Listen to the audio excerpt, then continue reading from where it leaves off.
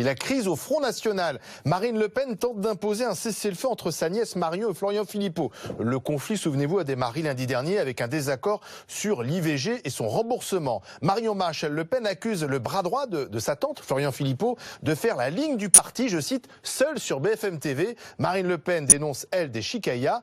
Nous avons tendu le micro à Jean-Marie Le Pen et Jean-Marie Le Pen prend parti pour sa petite fille contre Florian Philippot. Écoutez, on en débat.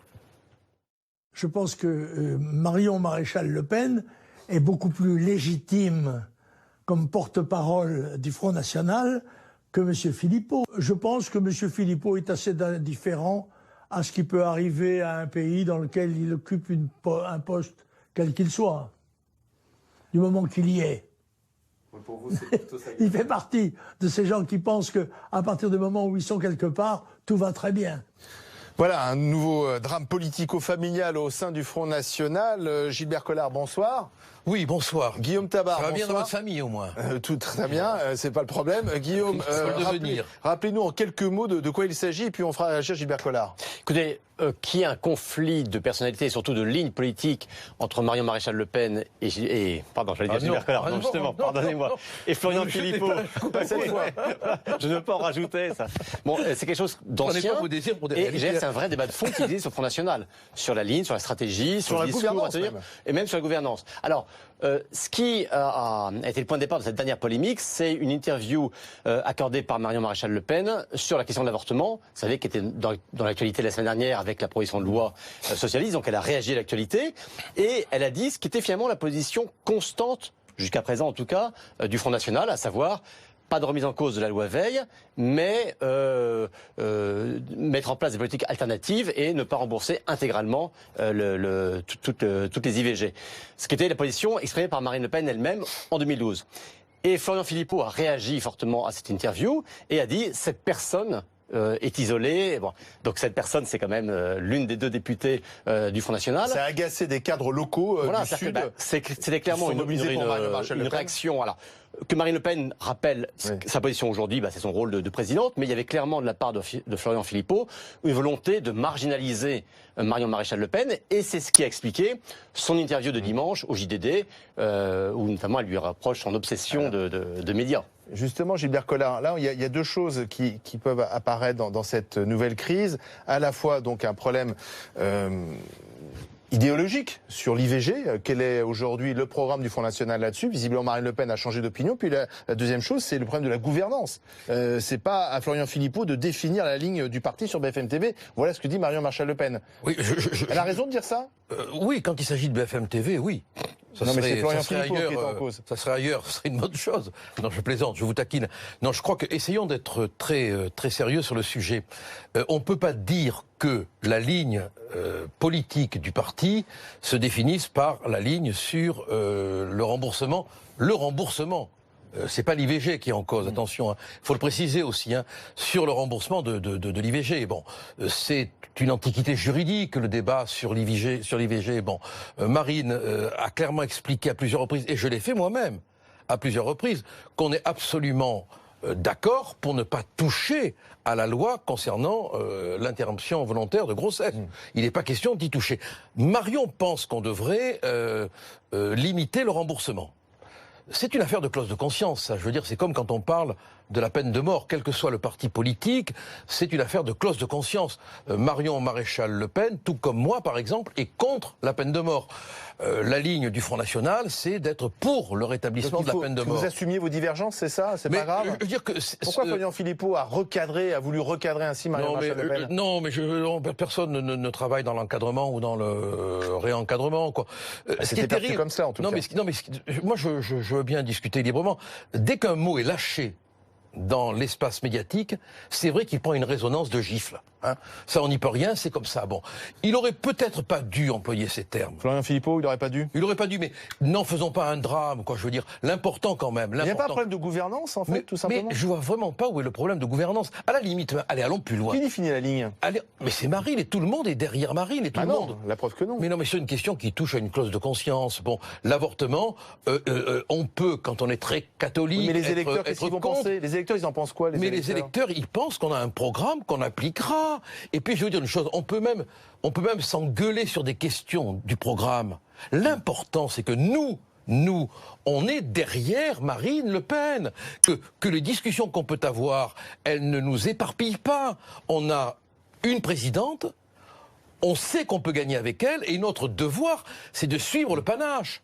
Oui, mais on a l'impression que le Front National, finalement, c'est un parti comme les autres. Il y a des courants maintenant. Oui, quelque part, c'est un signe de normalisation du Front National dans la vie politique. C'est un signe de vie aussi, je crois. Pendant très longtemps, justement, le Front National se présentait comme différent des autres. Oui, mais c'est une nouveauté. Et la chance, si on peut dire, pour Marine Le Pen, c'est que cette crise intervient à 5 mois de la présidentielle, ce qui permet peut-être donc d'apurer un abcès qui était quand même présent depuis quelques temps. Je crois, si vous voulez, que la question qui fait débat, elle est réglée. Marine l'a réglé sur le remboursement de la rivalité entre la nièce et la tante. Elle est réglée, cette rivalité? Mais je ne crois pas qu'il puisse y avoir de rivalité entre la nièce et la tante.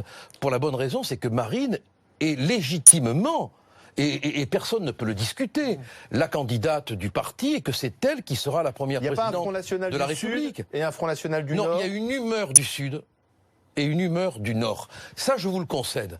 C'est vrai, mais on n'est pas les mêmes dans le Sud, on n'a pas la même approche des problèmes. Par exemple, en Camargue, on chante que le Christ est né en Provence. Bon, c'est pas dans le Nord que vous allez entendre ça. Bon, il y a des différences de culture qui sont indiscutables et qui font des différences d'humeur. Oui, vous avez raison de dire que ça n'est pas la question de l'avortement qui crée un clivage total au sein du Front National, mais il y a un vrai choix stratégique par rapport à l'évolution de la société, notamment de l'électorat de droite.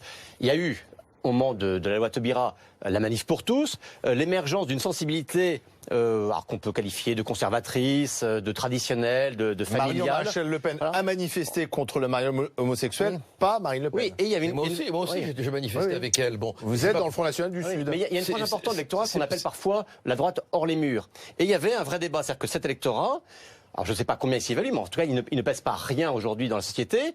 Il a parfois eu le sentiment que la droite classique avait déserté ses combats.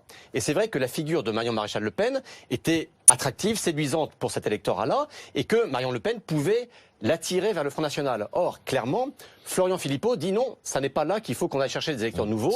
Lui, il veut les chercher plus à gauche pour faire bref. Oui, mais ça c'est la construction théorique qui est maintenant faite par les journalistes. Mais elle peut se comprendre, Moi, j'ai pas... Il y a un vrai débat stratégique.